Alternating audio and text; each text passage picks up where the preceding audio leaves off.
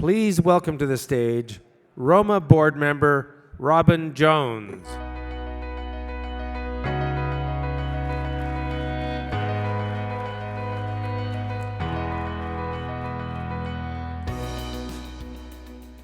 They said they had nice music for me, and I don't know if you were in here a few minutes ago, but we thought it sounded like a funeral.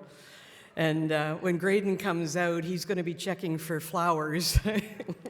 So good morning, everybody. Good morning, delegates. We're so glad you're here on the morning of Day 3, our final part of ROMA 2020.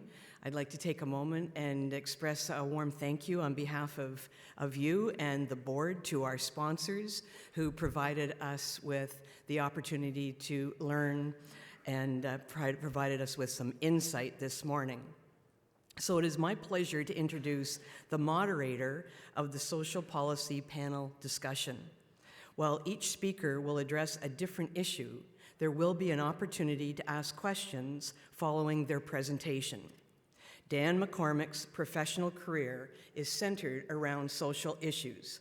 He has been CAO of the Rainy River District Social Services Administration Board since 2012 and the Chief of Paramedic Services for Rainy River District EMS since 2002. Currently, Dan is the president of the Ontario Municipal Social Services Association. He is well-versed in social issues and well-positioned to understand social issues within the rural municipal context. Please join me in welcoming to the stage Dan McCormick.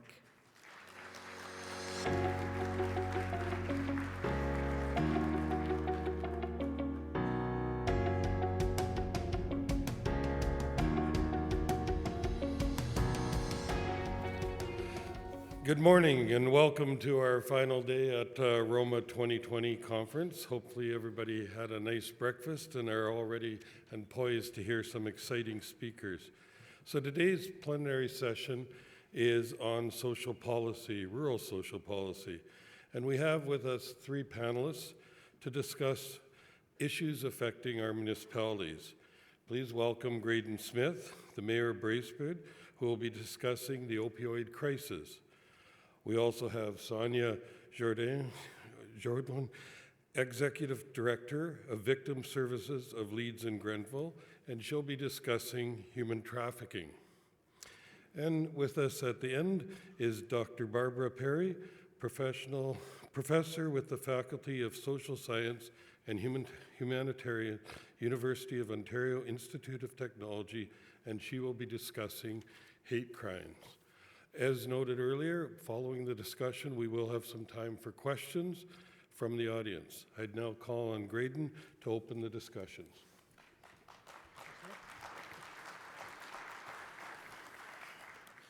Well, thank you, Dan, and good morning, everybody. I noted in the conference app that there was no bio listed for me, so I could make a bunch of stuff up about myself this morning, but I'm still thinking about what I want to be and how I want to make that up. So I think I was going to say I was maybe a jockey in a future life or a former life or a figure skater, but instead I'm a mayor. I'm proud to be the Mayor of Bracebridge, Ontario, and a councillor for the District of Muskoka, and pleased to be here today to talk about this important issue. Yet it's unfortunate at the same time that we have to be here talking about this at all. My community of Bracebridge within the District of Muskoka has been struggling to address the opioid overdose emergency for years, like many communities. And there's much we've learned and much that we need to do. And by the proverbial we, I mean municipal governments, the province and the federal government. It's a wicked problem that's beyond the magnitude of any one government to address on its own. Actions are underway from various governments, but it requires coordinated and focused attention. This is an issue of great concern and the subject of many council resolutions over the past few years.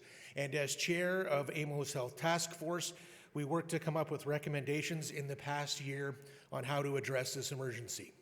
We built on many useful suggestions from municipal governments, and I thank you for those. And we'll talk more about those later today. But first, I want to provide a little scope of the problem before talking about the opportunities we have at hand for a more coordinated government response. The opioid overdose crisis is affecting communities right across Ontario. And I think it's more than a crisis. I think it is an emergency situation. And you can split hairs on which word is more dramatic, but I always think of it this way. If you get in opioid trouble, you're going to one place, which is the emergency ward, or maybe somewhere worse. Addiction to both prescription and illegal opioids is taking a toll on individuals, families, and indeed entire communities. And it's not just an issue confined to a few areas or certain communities of a certain size. It's playing out all across the province, affecting people from all walks of life, regardless of social and economic status. It's exacerbated in rural, northern, and remote settings where access to treatment and other healthcare services are more limited. The prevalence of addiction and the incidence of injuries and deaths associated with opioid use disorder have increased in recent years. Overdoses and deaths are on the rise. This is the stark reality. Ontario has experienced a highly alarming trend from 2015 to 2018, with an increase of about 102% opioid-related deaths in this time period. Furthermore, in the past decade, from 2008 to 18, there's been an alarming 200% increase in the number of opioid-related deaths in Ontario. And current data on opioid-related deaths available from January 19 to March 19 reveal 435 cases. And based on this current trend, we can anticipate that the total number of cases in 2019 may exceed the 2018 levels and further show a growing trend of opioid deaths. Opioid-related emergency department visits have also increased exponentially since 2003. From 15 to 18, ED visits have increased by approximately 152%. Furthermore, in that same time period, there's been an alarming 280% increase in the number of opioid-related emergency department visits in Ontario. Data on opioid-related emergency department visits in the first half of 2019 reveal over 5,000 cases. Again, these graphs are going the wrong way. And the implication of higher ER visits means more attention by municipal first responders to opioid overdose calls, including paramedics, police, and fire departments as needed. The number of opioid-related hospitalization cases have been steadily on the rise from 2003 to 18. And during this time, there's been approximately a 78% increase in these cases. Data on opioid-related hospitalizations in the first half of 2019 again reveal an increase of around 1,000 cases. Overall, the numbers of the past three slides clearly demonstrate the scope of the problem. The good news is that municipal governments, DSABs, and local public health agencies are contributing to solutions on the ground. However, municipal services, including public health, social services, police, fire, and paramedics across Ontario are already under great pressure to keep up and respond to rising opioid-related harms and death rates. Local responses to the opioid overdose emergency need provincial leadership and support. And the time for action to address this health emergency is now. Addictions are often concurrent with mental health disorders, which further compounds the problem. And crisis interventions and treatment for both mental health and addictions are needed. Municipal governments know the local needs of our communities and residents. Therefore, we want to share this frontline knowledge with the provincial government. With the Ontario government developing a province-wide mental health and addiction strategy, there's opportunity to direct specific attention to the opioid overdose emergency through an overall drug strategy. With this in mind, AMO has provided a broad range of recommendations to inform the provincial response. These recommendations have been adopted by AMO's Board of Directors based on the advice of AMO's Health Task Force, which was aided by an expert municipal working task force on opioids. The membership included representatives from various municipal sectors involved in the local response, including public health, paramedics, police, and social services. They came from all corners of Ontario, including rural and northern Ontario. Recommended actions for the first year are considered initial foundational steps for further action. First, that the province affirm the seriousness of the emergency and commit long-term funding to address it. Second, that the government develop and establish a provincial strategy that will cascade down to support local strategies using a public health approach that addresses the social determinants of health. Thirdly, the Ministry of Health needs to appoint a dedicated coordinator focused solely on the provincial response to this emergency. This individual would be tasked with building partnerships between various sectors and act as a go-between between the government and these sectors. Fourthly, the provincial coordinator should establish formal ways to engage with all relevant stakeholders. This should include municipal governments, public health units, and people with lived experience in order to hear advice and feedback on new and ongoing initiatives. After the 4 foundational steps are put in place, there are further recommended actions. These should be taken based on consultation with relevant stakeholders, including municipal governments. These are listed on this slide and the next. A few highlights include pursuing a coordinated all-of-government response over the long term with adequate funding to address the root causes of addiction. This includes housing-related factors, poverty, unemployment, mental illness, and trauma. Other examples are funding crisis and treatment services based on the evidence of what works. Further recommendations include youth education in the school system and social media campaigns to reach those youth. Attention is needed to appropriate policing and justice approaches to both intercept illicit supply and harm reduction approaches to users. Expanding community paramedicine is another intervention. More supportive housing is another to help people with mental health and addictions. All of these recommendations are detailed in a document that's available on the AMO website, and we hope you have an opportunity to review it. AMO is hopeful that the provincial government has heard our advice about how to best address the opioid overdose emergency. We are ready to roll up our sleeves and get to work with the province to address these issues that degrades quality of life for residents and communities. I don't want to lend the impression that communities are sitting idly by. We know that's not the case. There are many examples of innovative local responses, and many places are developing and implementing drug strategies and plans with stakeholders. My own community in Muskoka is working on a Muskoka-Simcoe opioid strategy with our public health agencies. All of this is to say we cannot wait for provincial direction to initiate local responses, but we do need more provincial support. So that concludes my presentation today, and on this slide you'll see my email and contact information.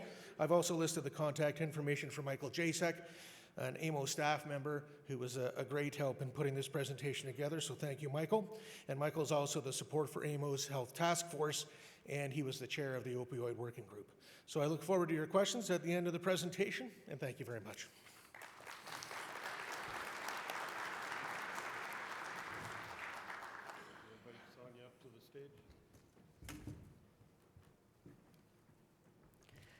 Good morning.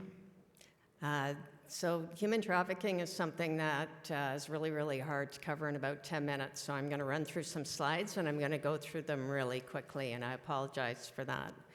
So just to get started, human trafficking, so that we all are talking about the same thing. What we're talking about is recruitment, transportation, harboring, and exerting control over another individual. So you're not allowing them any type of freedom, you're not allowing them to come and go, do as they please, and you're using them for your own gain.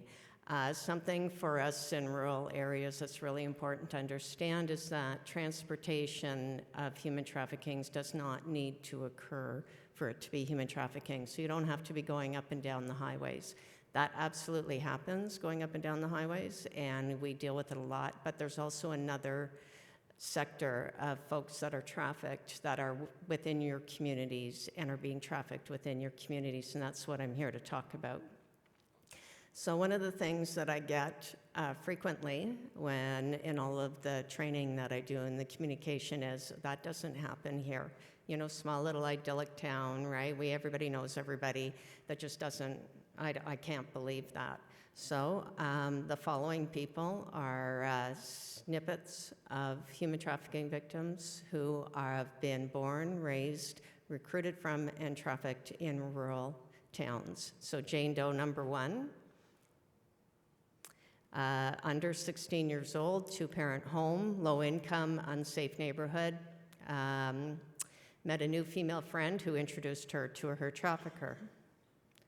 Jane Doe number 2, between 16 and 18 years old, single-parent home, single parent has addictions, mental health issues, met a guy online. She was trafficked in nearby towns.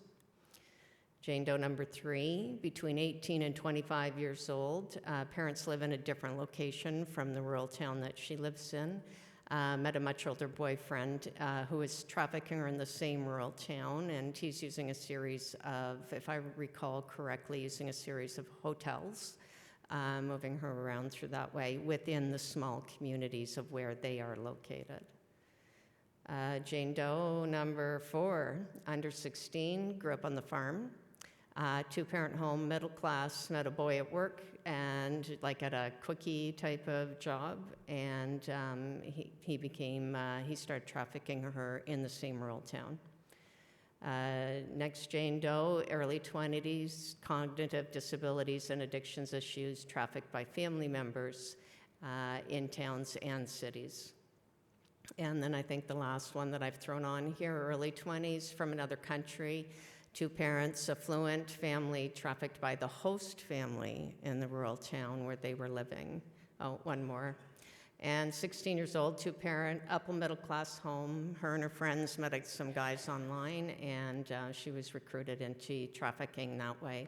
So, and I could go on for the full 10 minutes and fill up these slides, but I don't want to traumatize you guys. All I want you to do is just to kind of help you to understand that this actually does exist, and this is kind of what it looks like. Also, meet your trafficker. So it's not the image that you have, I imagine, of a trafficker, right? When you think of that in your brain, but this is Matthew Valentini. He's 34 when this picture was taken, which is a couple of years ago. And he is a former Sunday school teacher and the husband of a children's pastor. And he was arrested in Ottawa, charged and convicted for human trafficking for young teenage girls. So human trafficking is big business, and it's actually more lucrative than Google, Starbucks, Nike, and the NFL combined. In 1 year, human trafficking generates about $150 billion. And it's also dangerous business because of how lucrative it is. And so when we think about human trafficking, we kind of get this image, you know, like gangs and all that stuff that goes on. And trust me, and that is also part of it. But there's a whole other side to it, and this business side is really important to understand. For people, you know, lots of times there's a lot of questions about how do people get recruited into human trafficking, why don't they leave, all of those things. We don't have time to get into the logistics of all that. But up here on the slide behind me, you will see a list of what's called risk and vulnerability factors that make it more likely that somebody could be recruited into human trafficking. And number 1, rural isolated town, right? So these are issues that all of the rural towns in Ontario need to be kind of taking a look at and dealing with, you know, social marginalization. You know, all these, like all the areas where we live and we work, you know, there's issues around public transportation, there's issues around, there's one service, it's here, and everybody lives miles away, and sometimes you can't get to it, and it's only open till 4 or 5 anyway, you know, like just all of those issues exist. And they make it easier for traffickers to recruit and get access to human trafficking victims. So these are the types of issues that need to be addressed on a community level. Poverty, few economic opportunities, homelessness, you know, all of those pieces. So there's different types of human trafficking. The most common type across the province, and I think across Canada, is sexual exploitation. But these are the 4 most common types of human trafficking, and this is what you're likely to see or is likely to be happening in your communities. Of those 4, we've dealt with 3 in our small rural areas, but I know of other places that have dealt with all 4. and labor exploitation, domestic servitude, which is, working in an individual home, labor exploitation, that can be working on a farm or a hotel. There was an issue in the province not that long ago about that. Sexual exploitation, the most common. It is males and females, and the average age of recruitment is 13 to 25, I believe, or 13 to 21. It's in that range, but recruitment can start as young as 11. And then child trafficking, unfortunately, does exist, and it's common for some traffickers to get their trafficking victims pregnant, and then the child becomes something that they can exploit and or use to control the trafficking victim. So here are some stats for Ontario, and you will see that Ontario, in comparison to Canada, is hugely much more active in terms of being involved in human trafficking. Now, these are police stats, and they go up to 2016. And of the last 40 to 60 human trafficking victims that we've worked with, 2 of them were involved with police. So these statistics only include the amount of people that have had police involvement, and so the numbers are much, much, much higher than that. There is, Canada has adopted the United Nations approach for human trafficking, and it's based on 4 pillars. And it's based on prevention, protection, prosecution, and partnership. And prevention is something that should be a key interest and focus for rural environments, because you have rural areas are prime recruitment zones. And in order to combat that, there should be some really concentrated efforts on prevention. Protection is your police, prosecution, your judicial committees, all of that, and partnerships. And if your communities don't have partnerships in regards to human trafficking, it might be something you might want to consider, because it's too big to do all alone. And that is that. Thank you very much.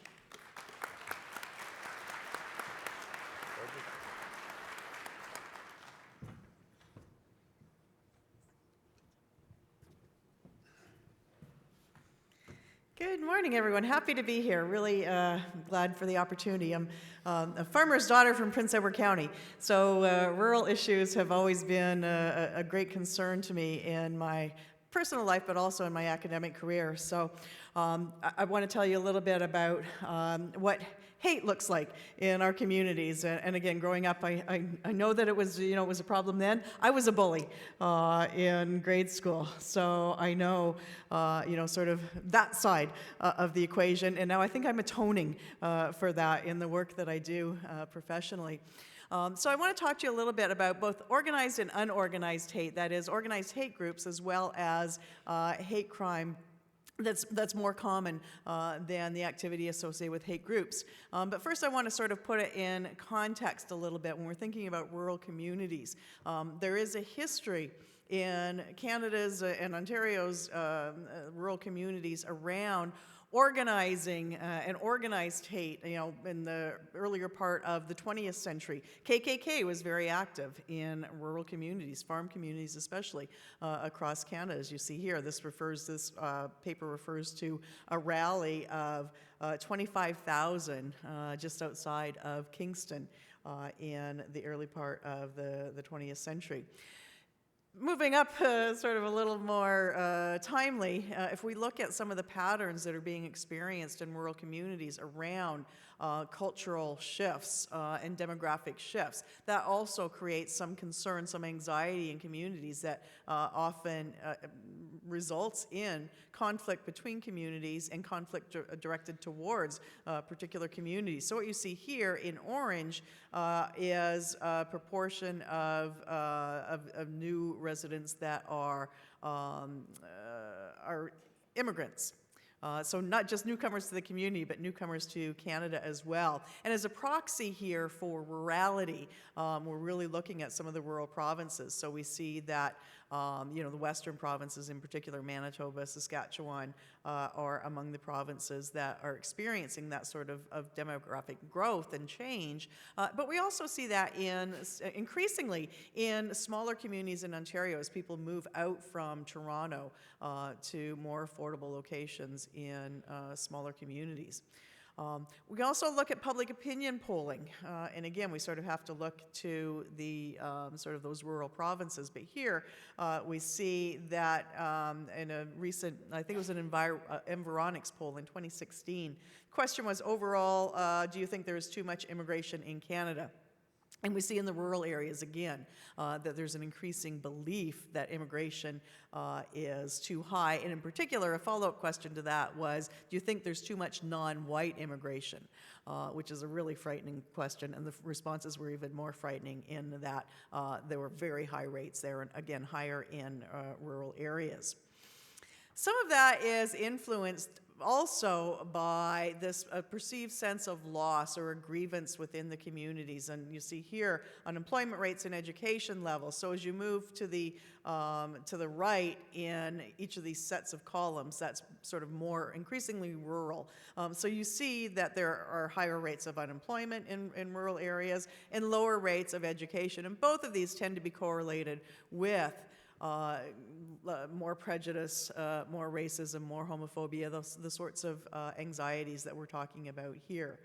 One of the other issues that affects the growth and the spread of organized hate groups in particular, but hate crime as well, is limited law enforcement capacity in rural communities. And those of you who are from, especially northern and remote communities, know how far-flung, and how taxed law enforcement are in terms of being able to manage such large distances.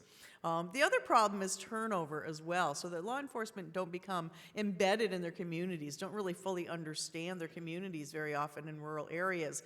And you can see here that it is tribal police and rural municipalities that suffer the most from rapid rates of turnover amongst law enforcement. So you're getting new officers in all the time who aren't necessarily familiar with the community and able to manage its crises. So I want to look at both, as I said earlier, unorganized and organized hate. So unorganized hate, we're talking here about hate crime. One figure I want to throw at you is one of the latest sets of data we have from 2016 to 2017. Now, what happened in 2016? Oh, yes, Donald Trump was elected. There was a dramatic increase, 47% increase in the number of police-reported hate crimes in Canada. Similar data in the US as well, but really dramatic increase that plays on a lot of those anxieties that I mentioned earlier in terms of job loss, in terms of deindustrialization, in terms of changing demographics. The politics of hate that were associated with that election are reflected in our hate crime data. This is looking more, again, at sort of the rurality. So we see, again, in rural provinces, dramatic increases in hate crime. And if we can look here, this is really hard to see. Well, maybe not so hard for you. But we don't have data. The data don't drill down to very, very small communities. But what we do see here is cities like Hamilton, Guelph, even Kingston, that might, they're cities, they're not rural areas, but are bounded by rural areas, and so influence there. And some of the data reflects the rural experiences as well. And it's some of those rural bounded communities that have the higher rates and absolute numbers, in fact, of hate crime. So again, I think that's playing into that. And it also is affected by what I've referred to as border town violence. And this comes from the work that I did while I was working in the US with Native Americans there, where we saw a great deal of concretely and sort of very explicitly border town violence. That is on the borders of reservations in the US. And I think we will see those same patterns in Canada if we look very closely, that where we have remote northern communities in particular with high Indigenous populations, there is a lot of anti-Indigenous violence. Much of which isn't reported. I think what is reported to police generally is only about 25% of all crimes. So as with human trafficking, it's really only what we know from a police perspective. We know we've seen dramatic incidents of Islamophobic violence in remote communities. This one refers to these images here in Cold Lake, Alberta, just a couple of years ago that you'll remember. But Peterborough, just in our own backyard, has been very much impacted, the Muslim community there, by harassment, by attacks on their mosque as well. So this, again, a reflection of those changing demographics. Don't know, those of you who are local might remember the cases up around Georgina on Lake Simcoe around the Asian anglers who for years were subject to campaigns, ongoing attacks against them when they came up to the area to fish. They'd be pushed into the water or their fishing equipment would be thrown into the water. It sort of reached its apex when a number of fishers were attacked, and in fact one young man was killed, and that's really what brought it to our attention. But again, you know, that idea of insider outsider, someone who doesn't belong in our community, taking advantage of our natural resources there. In terms of organized hate, yes, the KKK are back. We started with a KKK reference, and we do see in the Canadian context, in the last 4 or 5 years, a dramatic increase in the rise in the numbers of people associated with organized hate groups and the number of hate groups themselves, from about just over 100 in 2015 when we conducted our first study to closer to 300 active groups across the country now. And many of them are emerging in rural areas where they think they can go under the radar, where they're a little less visible perhaps. KKK, again, very active, especially out west. What we're probably more familiar with here are the border patrols that we've been seeing at crossing points, and of course very rural, remote areas, crossing points for refugees coming up from the U.S., where groups like who do we have here? Northern Alliance, I think we have. Storm Alliance we have here. The Three Percenters, Soldiers of Odin, groups like that have been very active in those sorts of contexts, intimidating people as they're attempting to cross at the borders. One of the most frightening groups for me are the Three Percenters, and they have a predominantly rural presence in Ontario, in Quebec, and in Alberta. So they, and other similar groups as well. This is more of a militia group with, you know, white supremacist undertones as well. But they are heavily armed. You can see here, this is you know, from their very own website. So they're heavily armed with automatic and semi-automatic weapons. Many of them are former and current law enforcement and military personnel. So they're also trained to use those weapons. They're trained in paramilitary and military strategies, and they hold these racist views. So I think a really terrifying sort of presence. And in fact, they're very active in rural areas, engaging in paramilitary training and drills in the countryside, preparing themselves for what they see as the ultimate battle. So how do we counter the emergence, the rise, the spread of these movements, as well as hate crime more generally? And I think a number of features that you know, we can talk about more. And I think this is the commonality, I think, across the three panels. The first one in particular is education and awareness, enhancing our knowledge and our belief, our awareness, our understanding of these groups and of hate crime generally. We need more culturally appropriate victim services. Again, you know, remote communities are not just burdened by, you know, a small law enforcement cadre given the area, but also very scattered services, and often not necessarily culturally appropriate for the people who are being targeted. Engagement, and I think that victim services is also involved with the engagement and the networking as well. And then finally, increased training and enhanced training for law enforcement, certainly, so they know what it is that they're looking for, but also among those service providers to enhance their awareness and understanding of the issue as well. So I'll leave it at that, and thank you very much.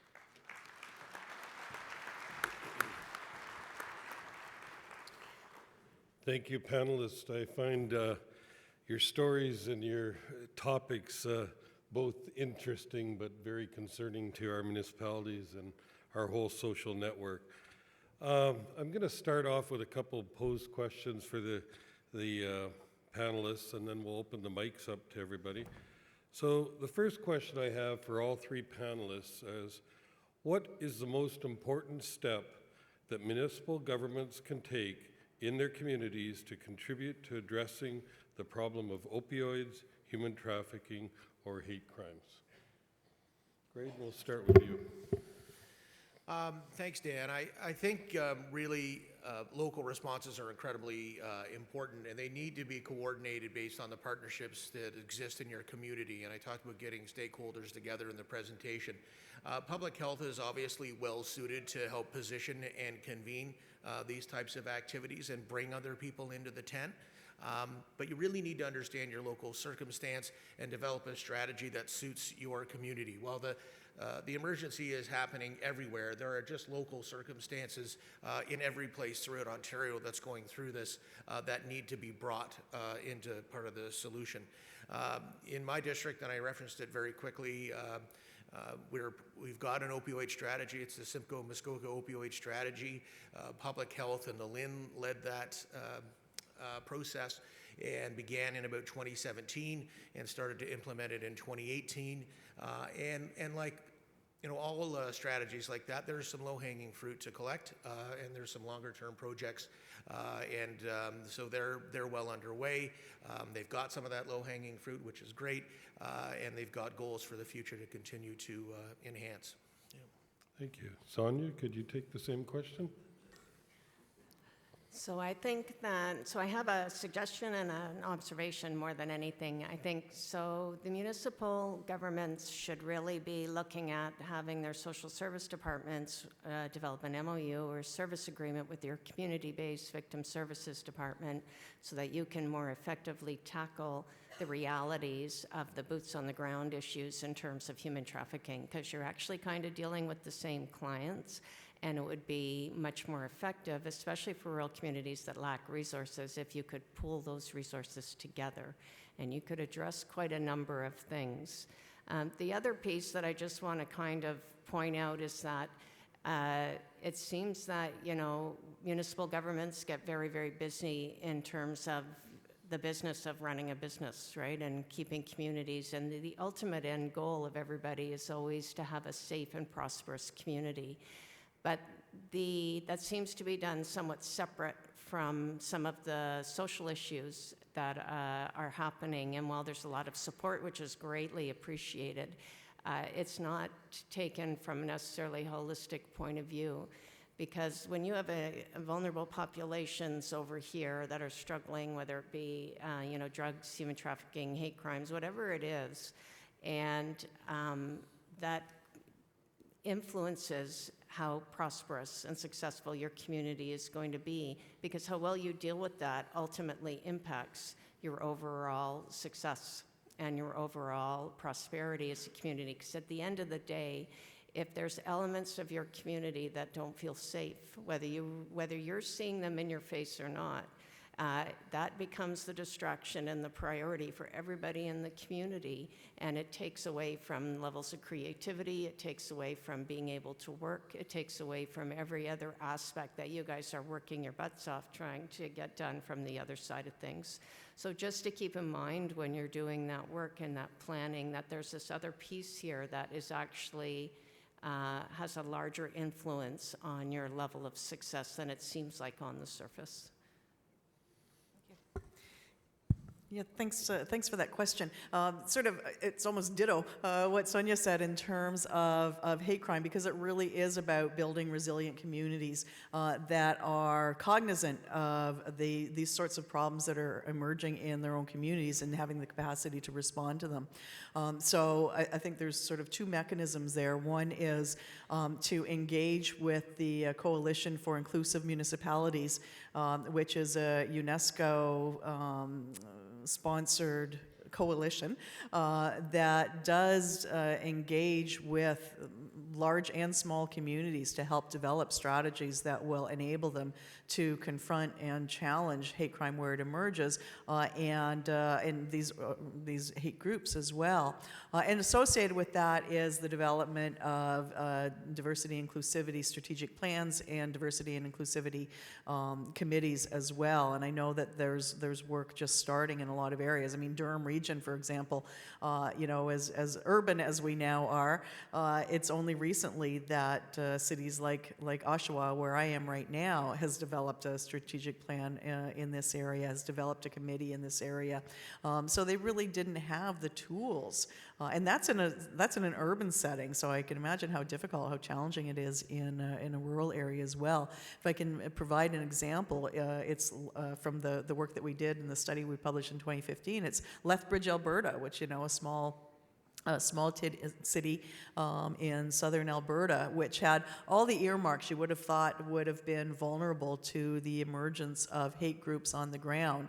A tradition of conservatism, a history of racism, anti-Indigenous racism in particular, proximity to the Pacific Northwest, where the hate movement has been so strong historically. But when we got there, we found that they'd been able to create almost a wall that was impenetrable by organized hate groups that, when they tried to recruit there, found that they were getting no uptake because they built into their city plans, into their social service plans, and sort of an anti-racism strategy as well. So if it's not a standalone strategy, to at least build elements of it into other existing strategic plans, so that it does become a priority to challenge these sorts of concerns. Thank you. That's some great strategies for our community side. So I'm going to flip the coin a little bit. What do you think the provincial government could do to support our municipalities in addressing these issues? Graydon? Well, I think the province, first of all, needs to know what's happening in every community in Ontario. And somebody once said to me about opioids, if it's not happening in your community yet, it will be, so get ready. Whether you're getting ready or whether it's actively occurring, again, the province needs to be aware of that to push them to trigger some additional response on top of what they're aware of today. As I mentioned in the opioid paper that AMO produced through the opioid group and our health task force, we need an overarching drug strategy. And because of the mental health and addictions strategy that's being developed, the window is open, I think, to improve on that and really make sure that opioids is playing a front and center role in strategies going forward.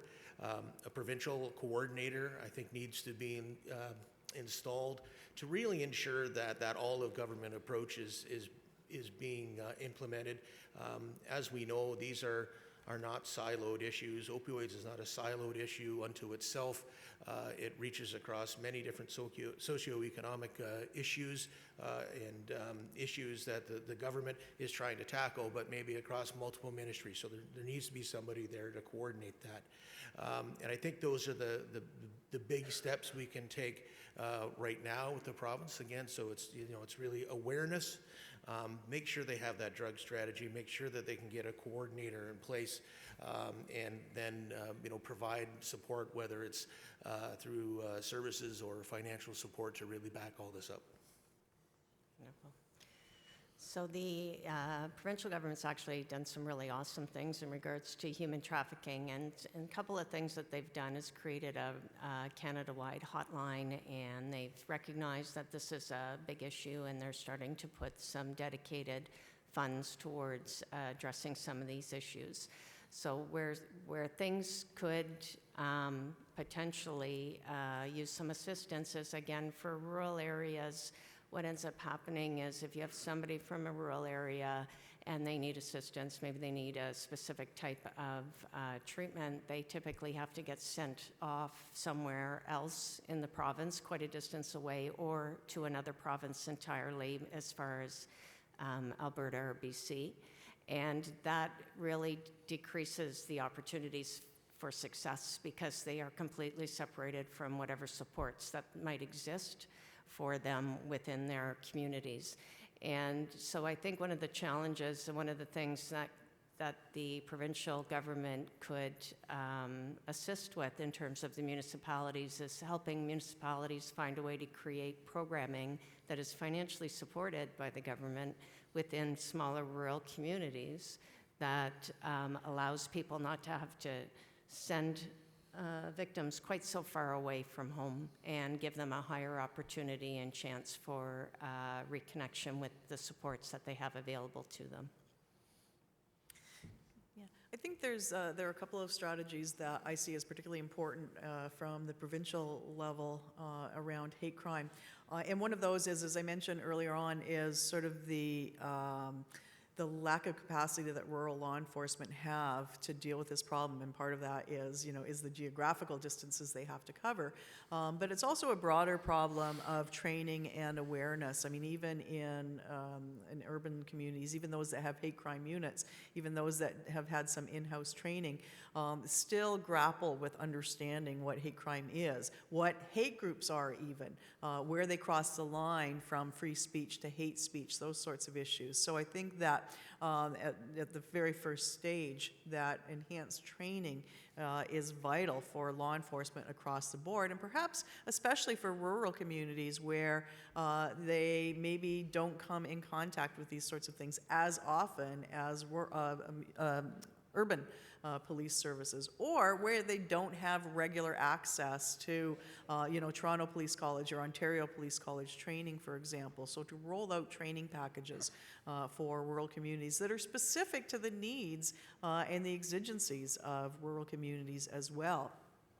And the second one, and this is not just to impact and enhance the work that we do in small communities, but across the board, is to further invest in the anti-racism strategy that was developed 3 or 4 years ago, that's pretty much been put on the shelf in recent years. So there's been very little movement made around anti-racism, anti-homophobia, anti-Islamophobia, anti-isms training and programming and action across the province. So I think that that's vital that we see that is sort of reinvigorated and given new life again. But for me, I think the bottom line, and this goes for all levels of government, municipal, provincial, and federal, is that our leaders need to stand up rather than to foment hatred and division, as we've seen in far too many communities and amongst far too many political leaders generally. So I think that is the lesson I ask you to take home, is to be leaders, not followers in this area. So thank you. Thank you very much for your responses. We'll now open the floor to questions. There's 3 mics in the room. I'd ask you to identify yourself, your municipality that you represent, and to which panelists you'd like to direct your question. We'll start with mic number 2.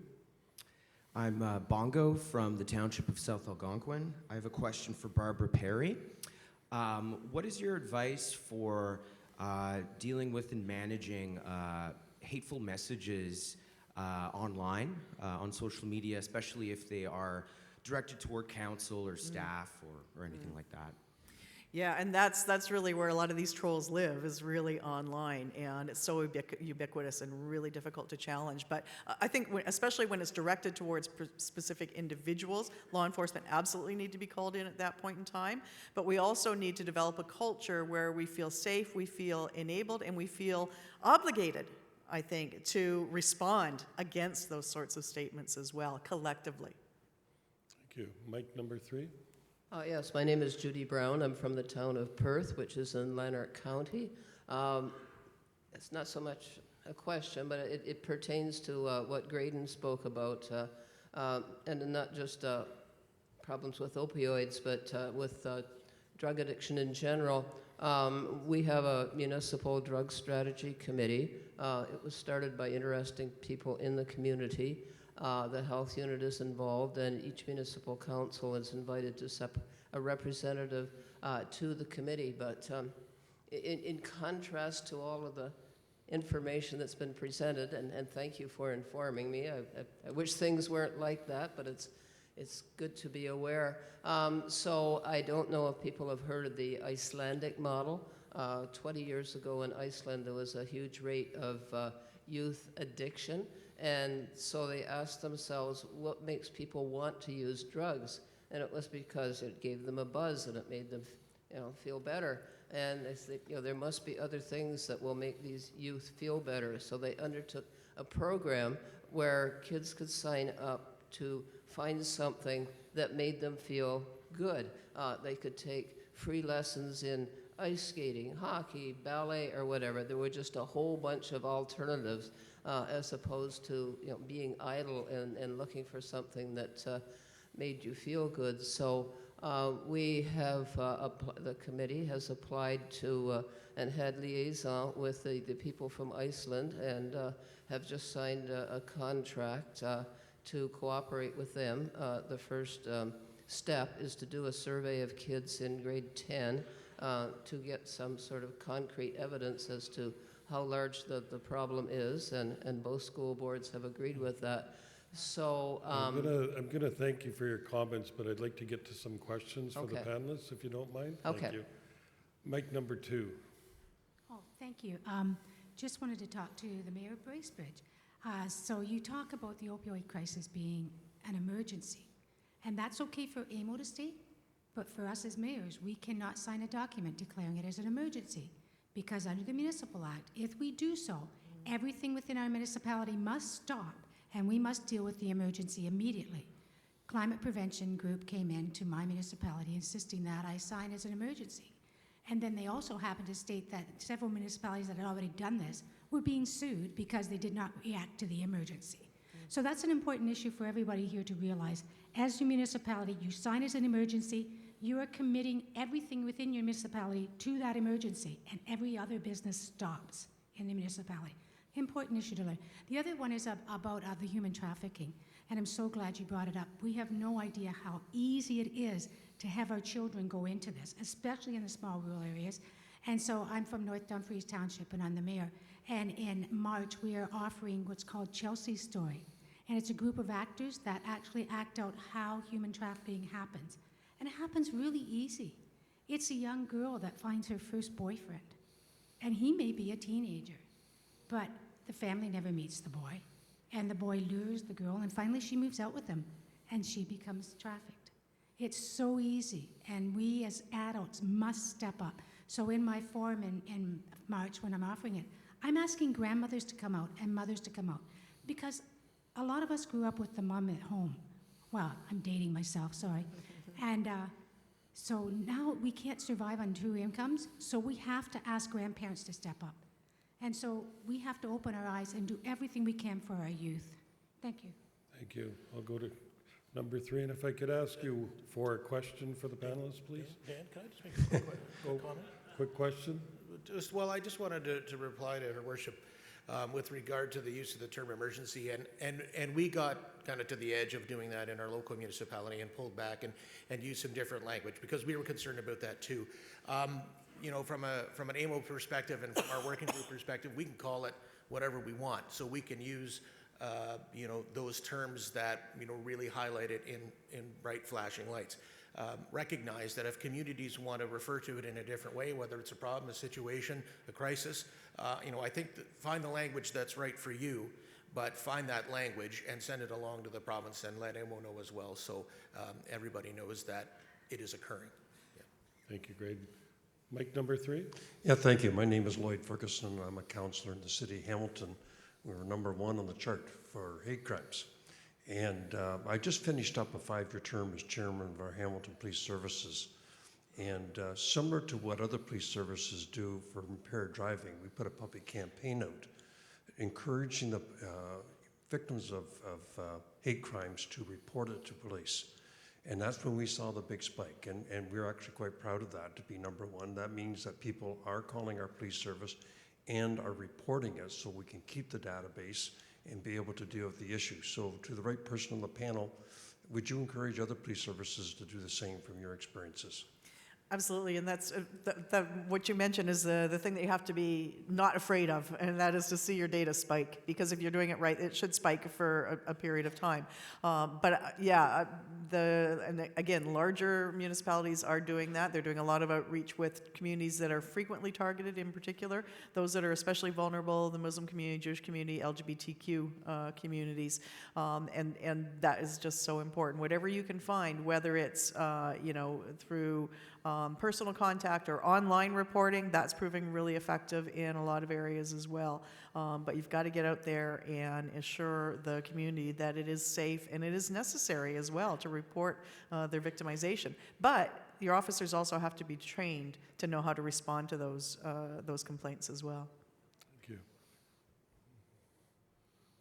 Mic number 2, sorry. Thank you. My name is Terry Cassidy, and I'm a counselor from the city of Quinte West, and many, many years ago, a director of social services.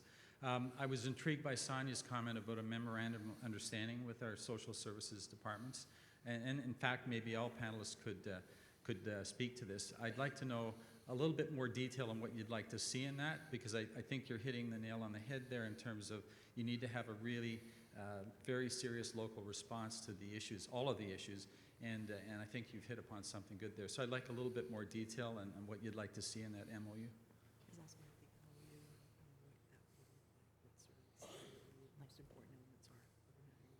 An MOU, okay. We actually just signed a service agreement with our local social services department not that long ago. And it's a start, and I think it's probably going to grow some more. And I think that we actually have a number of service agreements with a whole bunch of different organizations, because in order to help to facilitate to respond collectively and appropriately to these types of things. So the types of things that you want to look at in terms of an MOU with the social services department are access to resources for emergency after hours, issues related to homelessness. Most rural communities don't have a homeless shelter.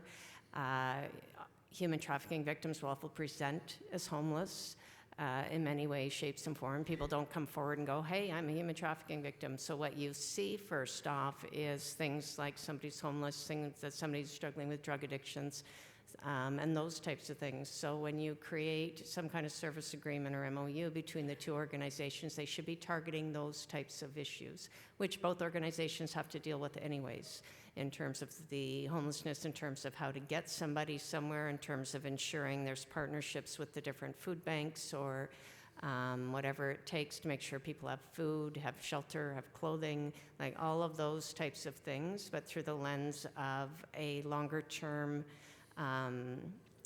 association. So when we work together, now we have somebody who's vulnerable, now they're connected to our organization. So now it's not just here's a hotel for the night bye. There's a longer term commitment and piece in terms of follow through, and that we found that the two organizations have worked together extremely well to address human trafficking issues as a result. It's been a fantastic partnership. Thank you. Go to mic number 3. Okay. Everybody doesn't really realize it until it affects somebody they know personally. Mr. Smith, you mentioned that there mental health issues that drive them towards addictions, but I would question that, because once people open up to you, you find out how insidious these addictions, the way they start. These are affluent, normal, hardworking men and women, and it's when they're growing up as teenagers, this was brought to my attention. They find out that if they take a Percocet, they don't get a hangover. It's an innocent thing, you know? It's just mom and dad's Percocet. Here, take this. You don't get a hangover. So they're comfortable with the use of Percocet. And then this is a true story. This young man has a bad backache, got to go to work, has young kids. His doctor's appointment's a week away. And he says, well, I know Joe has some Percocets. I'll just go to Joe and get some Percocets until my doctor's appointment, and I can go to work. What they don't know, and even Joe in many circumstances, is that it's laced with fentanyl. And now the trafficker has a customer for life. That's how insidious it is. And even the child, like they had grown up with, oh, I'll just take this Percocet and won't have a hangover. This time, it's laced with fentanyl. And then it just goes, just snowballs. And so it's the educational aspect. George Chevallo was very, you remember when he went around to schools and he talked about how his sons got into the heroin addictions and stuff? Well, I think this is much more insidious, and is part of your plan, strategic plan in combating that, is it maybe to get out into the schools and educate the students that it's not okay to just take a Percocet because you don't know what you're getting. Thank you. I'm going to just ask Graydon That to was for comment on Mr. that. Smith. Yeah, absolutely. I agree with everything that you've said. I think the gateway into addictions can come from many different places, people with many different socioeconomic backgrounds. It's not just a mental health issue. You can be 15, you can be 45, and it can happen. One of the strategies within the Simcoe-Muskoka model is around prevention. It is around getting into schools. It is around connecting with youth to try and educate them on the dangers and the insidiousness of it, as you said. Yeah, I would agree that anybody can be affected by it based on a wide variety of circumstances. In fact, my best friend died 6 years ago. He was a lawyer. He was 43 years old. He had the world by the tail, and he got addicted. And a couple years later, he was dead. Thank you. I'm just going to have to cut us off. We're reached the end of our time. I apologize for not being able to take your final question. I just hope this panel has brought some interesting points to mind for yourself, and I'd just like to thank them for their time and commitment in presenting. Thank you.